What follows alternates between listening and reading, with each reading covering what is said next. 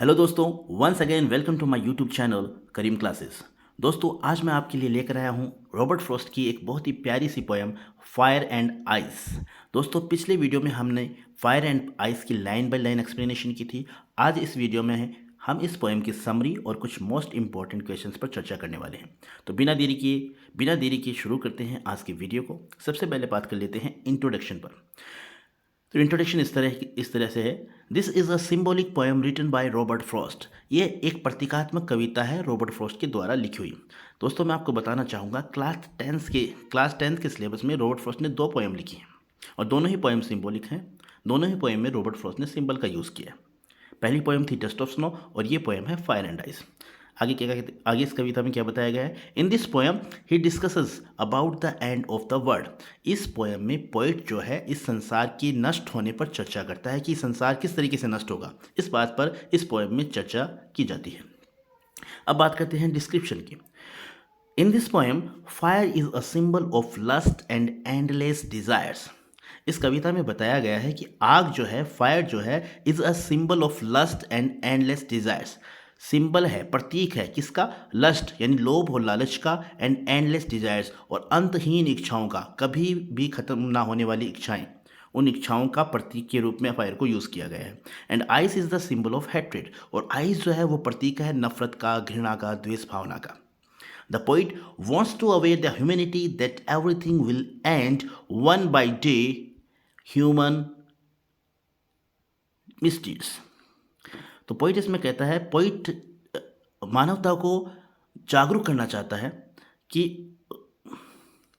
कहता है कि everything will end one day human misdeeds, यानी सब कुछ नष्ट हो जाएगा इंसानों के कुकर्म के कारण। यानी इंसानों को जो एक दूसरे के प्रति दुर्भावनाएं हैं, एक दूसरे के प्रति जो द्वेष भावना है, अंतहीन इच्छाएं हैं, ये जो इंसानों की जो प्रवृत्ति है, इस प्रवृत्ति के कारण ये संसार एक दिन नष्ट हो जाएगा। The poet says that both fire and ice are disastrous. Poet कहता है कि फायर एंड आइस दोनों ही डिसास्ट्रस हैं। यानी फायर मतलब अंतहीन इच्छाएं, लोभ, लालच, जो भी इंसान की प्रवृत्ति है, और आइस यानी एक दूसरे के प्रति घृणा का भाव, नफरत, ये दोनों ही चीज़ें बहुत ही खतरनाक हैं और दोनों ही चीज़ें इस संसार के नष्ट होने का कारण हैं। फर्स्टली पॉइंट कहता है कि सबसे पहले तो the world will end by fire of lust and desires, कि ये संसार जो है, सबसे पहला मुख्य प्रमुख कारण तो इस संसार की नष्ट होने का क्या होगा? लोभ और लालच और अंतहीन इच्छाएं। यानी इंसान का जो लोभ और लालच है और अंतहीन इच्छाएं हैं, ये इस संसार को एक दिन नष्ट कर देंगी।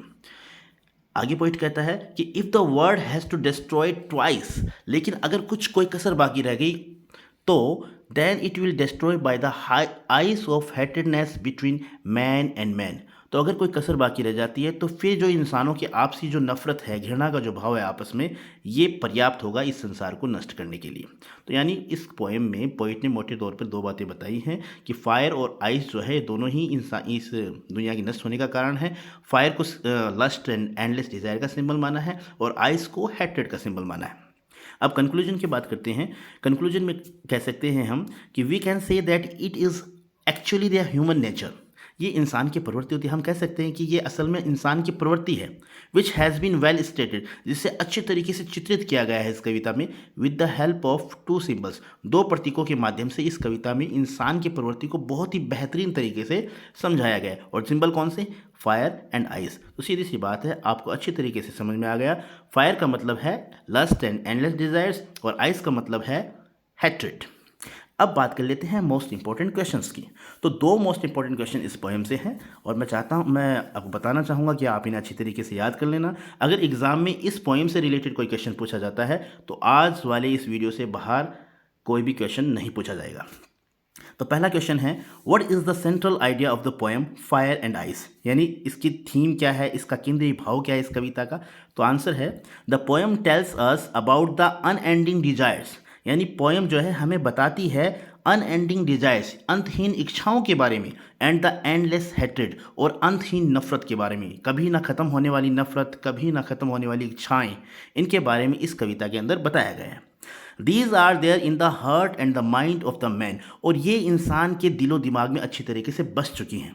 डिज़ायर इज़ लाइक फायर, इच्छाएं जो हैं वो आग की तरह हैं, and hate is like ice, और जो नफरत का भाव है वो बर्फ़ की तरह इंसान के जहन में जम चुका है।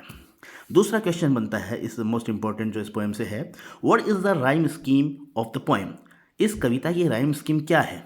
तो राइम स्कीम हम कह सकते हैं the rhyme scheme of the poem in the first stanza is A B A A B A A and in the second stanza is A B A. तो ये दो राइम स्कीम है, first stanza और second stanza की, अच्छी तरीके से आप याद कर लीजिएगा।